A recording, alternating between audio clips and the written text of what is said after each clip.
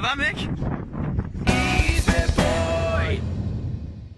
To celebrate the 1-year anniversary of the Bit Squad, we are going to be giving away $1,000 in Bitcoin for the months of March and April, along with 2 Nano Ledger S's. An extra $100 prize will be available for those who join the Telegram group. Like and comment on every video in March and April for the maximum number of entries. You must be a subscriber to win. Hey Bit Squad, welcome back to the channel for a special Sunday edition of Fresh 5. We're gonna give you the top 5 crypto stories going on right now. Now today's a special episode. Don't usually do episodes on Sundays, but for various reasons I didn't make a video yesterday, and I want to do a video for you guys regarding how many Bitcoins Satoshi actually has. This is very interesting. It got brought up on a thread, so stay tuned for the end of the video. That is going to be the top story of the day. We're going to be looking at how many Bitcoins does Satoshi actually have, and how did we get that number? You may be surprised to know how we did it, and actually, this is not super secretive knowledge. If you've done any research into this, you probably have came across this, but I feel like this is one of those kind of buzzword or buzz topic things regarding crypto, and I don't think most people know how we came to the number of Bitcoin has Satoshi has approximately 1 million Bitcoins, or about 5% of the total supply. So we also got a lot more going on. We're going to be looking at altcoin season and what that actually means, and is it here? We're going to be looking at a huge scammer is being attributed for wanting to start his own crypto and is not actually true. So stay tuned for that. Let's jump into the market. Market watch. All right, so Bitcoin has been flirting around with the $4,000 number here for a while. It briefly dipped below, but it is staying above $4,000. Right now it's coming at $4,019. Market cap at $140 billion, and Bitcoin dominance continuing to fall, guys, at 50.5%. We'll talk about why that is so significant. We have some big news here in the top 10. Number one, Binance Coin having another huge pump today. If you watched my interview with Ian Bellina for Beards and Bitcoins, you would see he said Binance Coin is about to have a huge month. In April is going to be even bigger. There's supposedly some super secret news going on with Binance. I'll give you the rumor that I've been hearing. The rumor I've been hearing is it may be margin trading coming to Binance, not confirmed, but that could be something absolutely huge for the market. We also have Cardano has now passed Tron. I've been telling you guys for probably about 2 weeks. It looked like that was destined to happen. The good news is for Tron is it is way above Bitcoin SV right now. I don't see that making a comeback. So really the biggest competitor to get back in the top 10 is Monero. Once we get a little healthier of a market, which I believe we're heading to, Cardano and Tron will both be in the top 10. So Tether will be on its way out, and we'll be talking about Tether as well today. So, okay, biggest gainers of the day, we have Polymath, Raven Coin just continuing on a tear, Binance Coin, KuCoin, and Power Ledger. Then for biggest losers of the day, we have Tezos, which had a huge run over the weekend. Didn't have a chance to really talk about that. GX Chain Ontology, which also had a big day last week, VeChain, and Cash. Number 5. Okay, guys, we know that crypto has been equated to scams in the past. Of course, we did have a lot of black eyes in the space, including BitConnect, Mt. Gox, and plenty of ICOs that turned out to be scams. So here we have a FUD story regarding a fraudster trying to get into crypto. So this says, former Enron CEO seeks options to revive energy business ventures, meeting with crypto and blockchain specialists. So here we are, we have a story trying to tie a convicted felon, Jeffrey Skilling, he is the former Enron CEO, with crypto. Now we dig a little deeper, we find another story here that says, yes, he does want into the energy business. However, contrary to other reporting, the sources told CNBC that the venture does not involve cryptocurrency or blockchain technology. And they said it is one of a number of paths Skilling is considering in hopes of returning to the industry he knows best. What do I take away from this? Kind of the way that the news likes to report on negative stories. The news is looking for ways to tie crypto into scams, even in cases where it's not there. Number 4. All right, we have a former Obama chief of staff, Rahm Emanuel. He's currently the Chicago mayor, one of the top 5 cities in the United States for population. And he says cryptocurrency adoption is inevitable. I think this guy's a little slimy personally, but that's neither here nor there. This is what he had to say. He said, nation states are falling apart or receding. City-states are emerging, so the political structures we all grew up under are changing.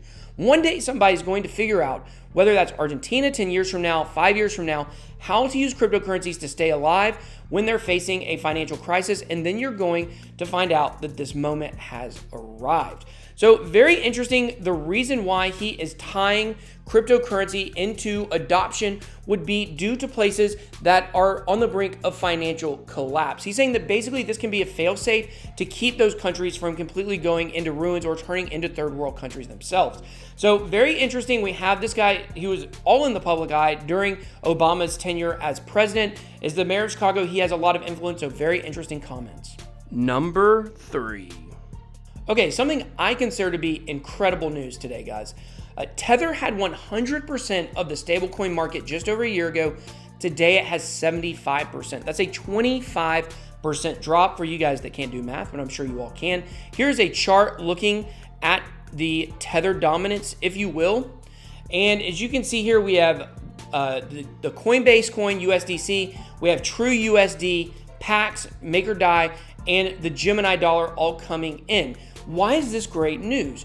Well, this is great news for the simple fact that a lot of people believe Tether is not actually backed. We actually had a change to the Tether policy recently on their website. Secretly, they didn't announce it, saying that they don't necessarily have US dollars backing every single one of their stablecoins, but their assets combined would back that. And so that's a little troubling to me.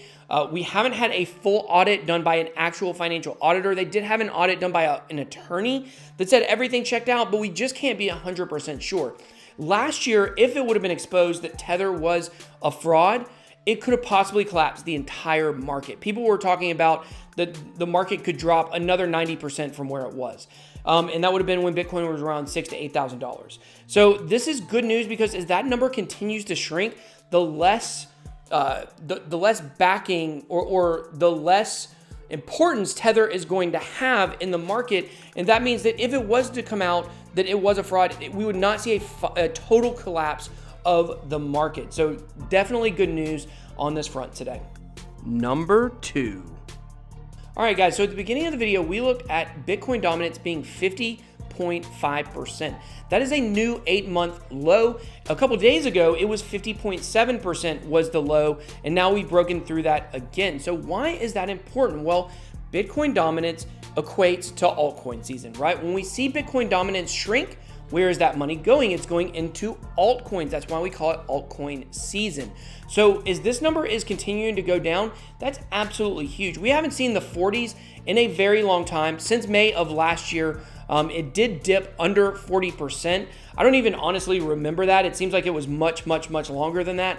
But we want the number to dip below 50%. It hasn't dipped below 50% since August of last year, and it really has stayed very steady for the last several months. So the fact that we've been making decreases on Bitcoin dominance, if you're into altcoins, which I talk about altcoins a lot on my channel, then this is a good thing. It is a significant factor when we're looking at altcoins. Now, why are people putting money into altcoins? Well, they may be taking profits out of Bitcoin and looking for places to reinvest that money. That's what we see, or that's what we saw during the bull run of 2017, is as Bitcoin dominance continued falling, people were taking their profits out and putting it over all these different altcoins, and that is what really caused the market to surge, in my opinion. So this is definitely good news if you are into altcoins. The number 1 crypto story of the day. All right, guys, so on Thursday, I made a post about how I don't think it's good to be a Bitcoin maximalist. Somewhere on that thread, the question was posed, does Satoshi actually have 1 million Bitcoins? And, you know, at first I was like, yeah, of course. Why would he not? That's what everybody says. It's common knowledge. And he said he thinks that's a myth. And so I immediately went to disprove him and went to the internet, started doing some research, and what I found is very shocking.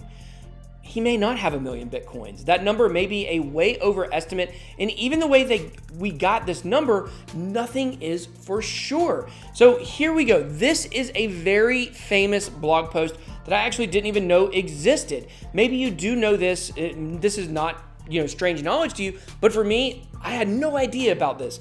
So this is a blog written by Sergio Lerner. He's still in the crypto space. I'd never even heard of him. but he is the one that came up with the number for the million Bitcoins. So the name of this article is The Well-Deserved Fortune of Satoshi Nakamoto, Bitcoin Creator, Visionary, and Genius. What's funny is after he posted this, or somewhere, I think in this blog post, he said he thought that once he posted this, that within days, people would be able to figure out who Satoshi was. And that never happened, and it still hasn't happened. This was written in 2013, so 6 years ago. So before we look at the graphs were made by a new blockchain analysis technique I tested that consists on tracking the extra nonce fields in the Coinbase field of the Coinbase transaction, which is the one that creates Bitcoins. As far as I know, it hasn't been done before. In the following graphs, each dot is the creation of 50 Bitcoins. Now, interestingly enough, I didn't even know where Coinbase got their name from. Coinbase is a company, right? We all know it. It's a huge exchange. However, Coinbase is actually a term from Bitcoin mining. It involves, I believe, like some kind of like extra arbitrary information inside of a code. I'm not a coder. I'm not a miner, so I can't really explain that to the best ability. Maybe somebody can drop a comment below and try to do it better than I did. But I thought that was interesting by itself. But when we come down here and look at these charts, I have no idea what an extra nonce is, and you probably don't either, most of you, but maybe you do. And here is the chart. So basically, each one of these lines here represents Satoshi's value in Bitcoins that he was mining. Now, we don't know for sure if any of these are actually Satoshi, but we can attribute these mining patterns to one computer. Almost all of the first Bitcoins were mined on one computer. So this isn't an exact science. So a couple days later, he wrote this other article called Satoshi's Fortune, a more accurate figure, which he actually put 980K Bitcoins on. So that was his figure that he came up with. Now, it's very interesting to note here that these numbers themselves are not 100% guaranteed because, like I said, we don't know exactly who was mining these, but we do know most of these were done by the same computer. So you go to do some research and you say, okay, let me find the wallet that all these went to. Well, interestingly enough, they didn't all go to one wallet. And as miners, maybe you miners understand this. I've never mined Bitcoin. I use the Honey Miner a little bit, but I've never tried to mine it. And some people might say, well, why don't you do that? Well, I'm very immersed in news every day, and it takes a lot of my attention making videos. You guys know this takes a long time. I've kind of had to pick and choose what I want to focus on in cryptocurrency. And for me, it's the fundamental analysis. That's what this channel is. We're giving you news. We can give you insights on some kind of trading aspect, some kind of mining aspects. But for me, the specialization of this channel is fundamental analysis. So all that being considered, I don't have time to get into mining or to do it the right way. So I would like a little more knowledge on mining and coding and developing, but it's just hard to find the time to do it. So all that being said, the point I'm trying to make here is I was unaware all of these Bitcoins were going to separate wallets. Every time it hit 50 Bitcoins, which wasn't a lot to mine back then, it happened quite frequently, they would go to different addresses. So if you look here, these are the first 50 blocks that were mined, and you can see all 50 of those Bitcoins here were going into these addresses. Now, I'm not sure if these addresses are considered to be like mining wallets or actual wallets, but they never have been spent. None of these first Bitcoins have been spent. They've never moved. That's why these over here say unconfirmed. They've never moved. They stayed in the same wallets. However, we can't for 100% certainty say that all of these wallets belong to the same person, but that is assumed. So there was a recent story done, or a recent research done by BitMEX. And BitMEX research did this and said Satoshi's 1 million haul could be smaller than first thought. So they dug into this and found that the number may actually be 30% less. So here it says, although there is strong evidence of a dominant miner in 2009, we think the evidence is far less robust than many have assumed. Even if one is convinced, the evidence only supports the claim that the dominant miner may have generated significantly less than 1 million Bitcoin in our view. Perhaps 600,000 to 700,000 Bitcoin is a better estimate. So it's very interesting, guys. The fact is, we don't have proof of how many Bitcoins Satoshi has. We don't know who he is, and we don't know how many Bitcoins he has. That's very crazy in today's world. Now, will we ever find out? I would like to say no, because I believe the Bitcoin was a number, any number of different people, but a lot of the candidates that I believe it could have been, including Hal Finney and Dave Kleiman, are both dead, and it seems like nobody has access to those accounts. Of course, I don't believe that Craig Wright is Satoshi. He would have already done something. He would have proved it. We all know that. He's a giant fraudster. There's really no reason to question that. But the number is somewhere in between, from what I've seen and what I've gathered, the number is anywhere between 600,000 to 1.14 million. That's the highest estimate that I've seen. And so in between that range is probably how many he has. Now, here's something that's very interesting. What if Satoshi is not the person that mined the original blocks? I mean, that could be the case. He could have had another person doing the mining and we still would not know. That's why we don't know for sure if Satoshi actually owns these or own them if he is dead. But there is robust evidence to suggest that one mining computer mined almost all of those first Bitcoins. So that is where we get that number from. So very interesting, a couple interesting facts. Let's assume that he does have 1 million Bitcoins. How many Bitcoin, or how much would the value of Bitcoin have to be to make him the richest person in the world? Well, very interesting here. It says Bitcoin needs to hit a market value of $60,000 per coin, and Nakamoto would be the richest man in the world. Right now, he doesn't even rank in the top 1,000. However, when Bitcoin was at the all-time high, he probably would have. So another interesting thing, I showed you guys the first 50 transactions.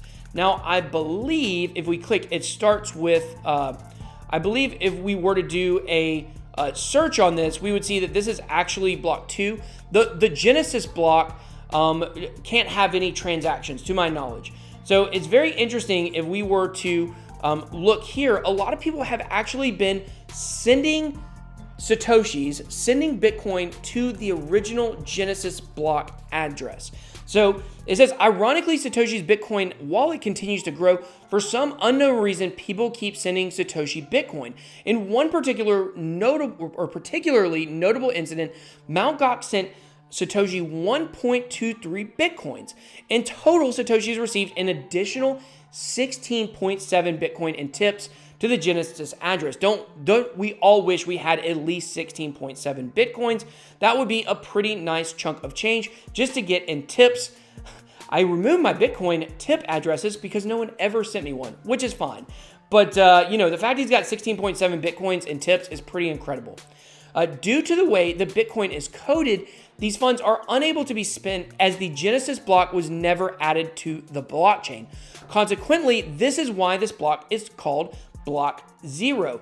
Everyone that has sent Satoshi Bitcoin sends their funds into what is essentially blockchain limbo, is the thought that counts though, right? So it's blockchain purgatory, basically. You send the money there and it will never be used or spent. It can't be removed. So we got 16.7 Bitcoins that are definitely removed from the supply. So that should make the market spike, right, guys? It's kind of like pouring out one for your homies.